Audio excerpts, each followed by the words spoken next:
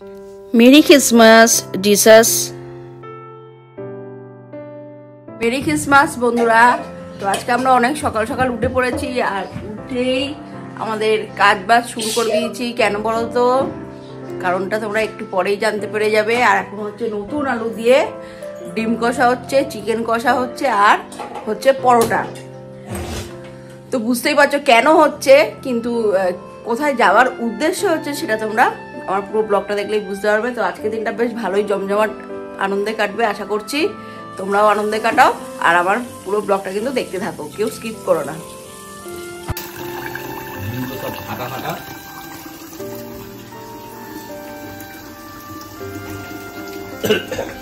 তো দেখো মোটামুটি আমি রেডি হয়ে গেছি। আজকে এই কুর্তিটাই পরেছি, আর আজকে এই সোনার এই টার্সেলটা পরলাম, এটা বরেরই দেওয়া।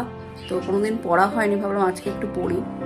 অনেকদিন হয়েছে, মানে অনেকদিন বলতে অনেক বছর হয়ে গেছে, প্রায় 3-4 বছর হয়ে গেছে, একদিনও পরিনি, আজকেই প্রথম পরলাম। আর একজন সেজে গুজে বসে আছে, আর একজন আসছে, বাইকটায় তেল ভরতে গেছে, আসলেই বেরিয়ে যাব। তারপরে গিয়ে তোমাদের সাথে ওখানে দেখা হবে, যেখানে যাওয়ার কথা আছে সেখানে পৌঁছানোর পর।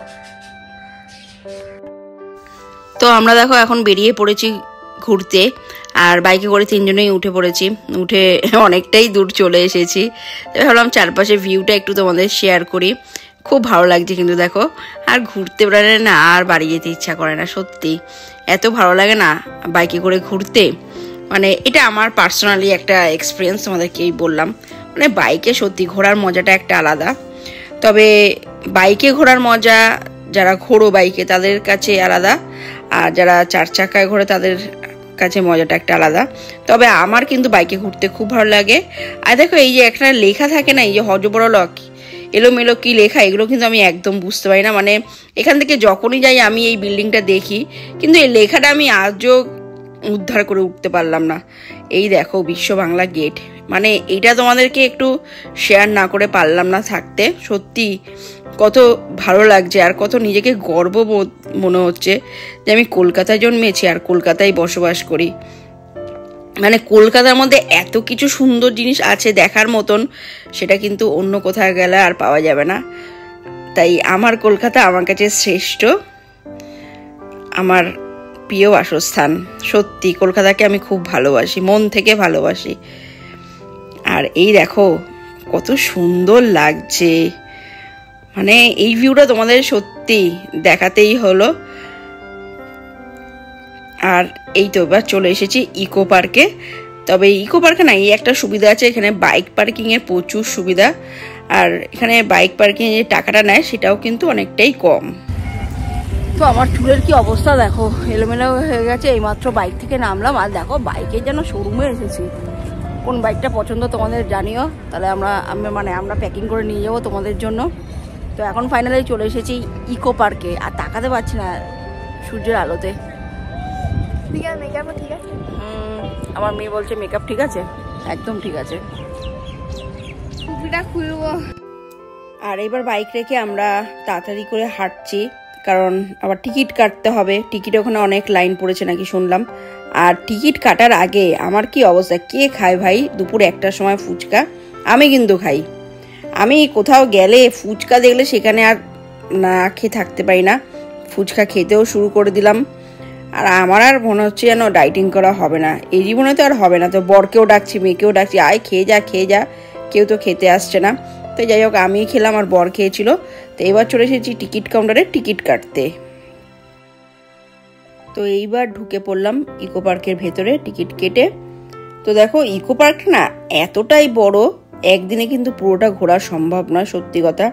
এদিকে মেয়ে আবার চিৎকার চেঁচামেচি শুরু করে দিল। ওই যে দোলনা দেখা যাচ্ছিল দূরে একটা, ওই দোলনা চড়বে। ওই জন্য এখনো ছোট বাচ্চা, যে কি বলবো বলো তো ওকে।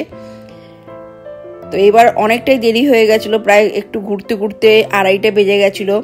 আর ঢোকার আগেই তো ফুচকা খেয়েছিলাম, দেখতেই পেয়েছিলে। তো এবার আমরা খেতে বসে পড়েছি। ওই নিয়ে আসা হয়েছিল পরোটা আর ডিম কষা, ছোট নতুন আলু দিয়ে ডিম কষাটা বেশ ভালো বানিয়েছিল। আর তার সাথে চিকেন কষা ছিল। চিকেন কষাটা আমরা কেউ খাইনি, মেয়ের জন্য অল্প করে নিয়ে এসেছিলাম। আর বাইরে বেলায় না আমি চিকেন কষা খেতে পারি না, মানে চিকেনের কোনো আইটেমই খেতে পারি না। বড়ও খাইনি, আমরা দুজন ডিম কষা আলুর দম দিয়ে খেয়েছিলাম। আর ও আমার মেয়ে ওই চিকেন কষা দিয়ে খেয়েছিল পরোটা, আর তার সাথে ছিল চিপস, ক্যাডবেরি আর কমলা লেবু। তো এবার খাওয়া দাওয়া কমপ্লিট, আমাদের দুপুরের ভোজন মানে লাঞ্চ হয়ে গেছে। এবার বর সুন্দর করে ব্যাগের মধ্যে গুছিয়ে নিচ্ছে, আর টিফিন বক্স একটু খুলে গেছিলো, তার ফলে ব্যাগের মধ্যে তেল পড়ে গেছিলো।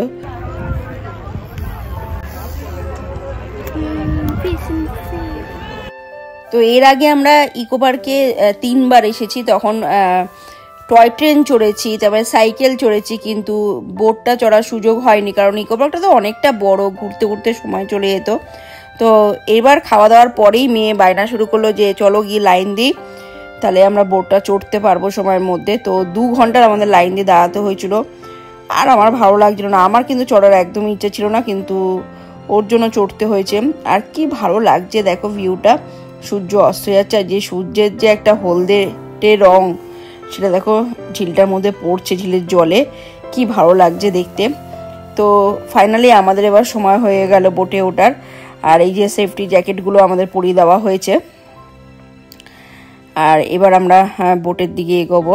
আমার কিন্তু ভয়ে বুকটা দুক দুক দুক দুক করছে, মানে আমি জলকে প্রচুর ভয় পাই। আর দেখো এগুলো হচ্ছে যে বাঁশের পুল বানিয়েছে, মানে এর উপর থেকে আমাদের যেতে হবে, খুব ভয় লাগছিল আমার। তো ফাইনালি উঠে পড়েছি বোটের মধ্যে।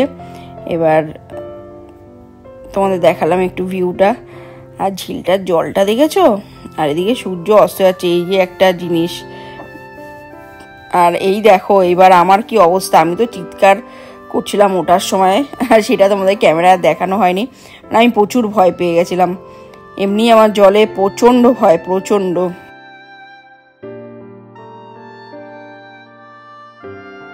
তো বোট চড়া আমাদের কমপ্লিট, আর আধ ঘন্টা করে একটা বোট চড়ায়।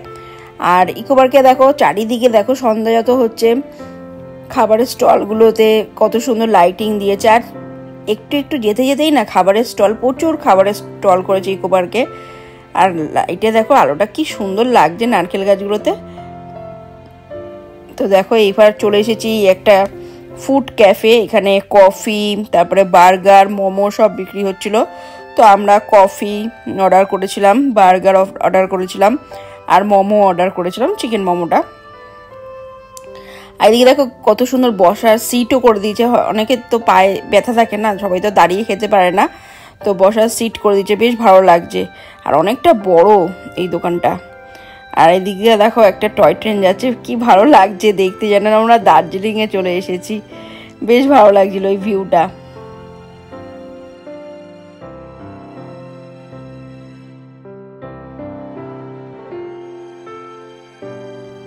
তো আমরা কফিটা পেলাম আধ ঘন্টা বসার পর, মানে দোকানে নাকি প্রচুর ভিড়, খাবার পাওয়াই যাচ্ছে না, ওই টোকেন দিয়ে একটা করে খাবার আনছে, আর আমরা খাচ্ছি। এইভাবেই ভেতরে খাওয়া দাওয়াটা হয়েছিল আমাদের।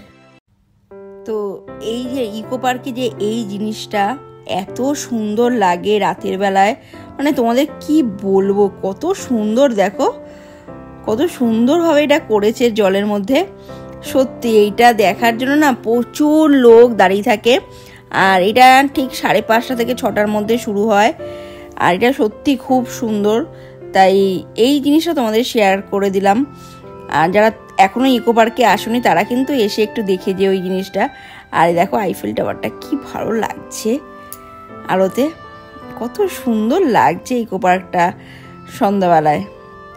তো যাই হোক, এখন তো বেরিয়ে যেতে হলো আমাদের, অনেকটাই রাত হয়ে যাচ্ছিল, আর কুয়াশাও পড়ছিল, আর মেয়ে ঠান্ডা লেগে যাবে।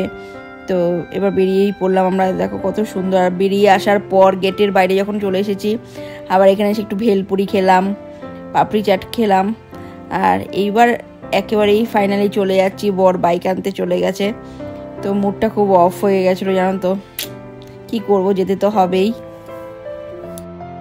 তো বাড়িতে ফেরার সময় তরকা নিয়ে নিলাম, আর দুটো করে হাত রুটি, আর তরকাটা কিন্তু খুব ভালো বানিয়েছিল। আর ডিম তরকা খেলাম না, কারণ ওখানে ডিম খেয়েছি, তারপরে আবার বাড়িতে চিকেন কষা ছিল, তাও খেতে ইচ্ছা করছিল না, তাই জন্য রুটি তরকাটা নেওয়া হলো। আর বাড়িতে আসার সময় একটা কেকও কিনে নিয়ে আসা হয়েছিল, তো সেটা এখন কাটছি। আর আগের দিন বর কেকও বানিয়েছে, মানে 2টো কেক হয়ে গেছে আমাদের বাড়িতে। তো আজকের ভিডিওটা এখানে শেষ করে দিচ্ছি বন্ধুরা। টাটা, গুড নাইট, শুভরাত্রি। ভালো লাগলে আমার চ্যানেলটাকে লাইক করো, শেয়ার করো আর সাবস্ক্রাইব করো।